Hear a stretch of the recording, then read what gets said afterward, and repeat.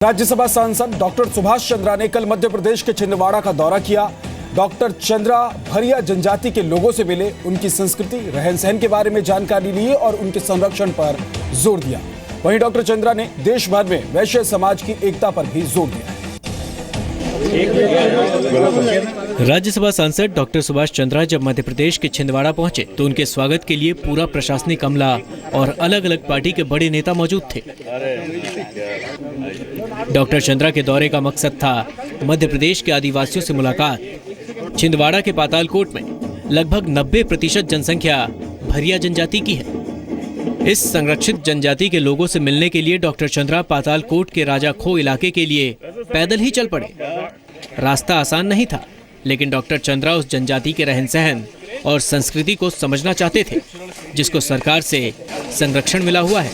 तो एक corporate social responsibility के हिसाब से मैं आया हूँ देखने समझने, ताकि यहाँ पे जो इन आदिवासियों का जो निर्भरता जंगलों पे हो गई और जिसकी वजह से जंगल खराब हो गए, खत्म हो गए, और ये भी एंडेंजर्ड स्पीसीज हैं जो ये दवाइयाँ वगैरह जो यहाँ दिखा रहे हैं, तो ये कैसे खत्म ना हो, इस बात की चिंता जी ग्रुप करना चाहता है।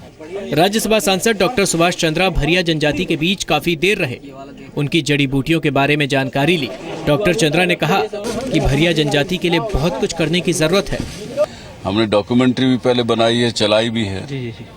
तो क्योंकि खबरें जब हम दिखाते हैं तो कोई ये केवल ये नहीं है कि दूसरों के लिए है, उसमें हम एक कॉर्पोरेट के नाते क्या कर सकते हैं, हमारी भी कुछ जवाबदारी बनती है।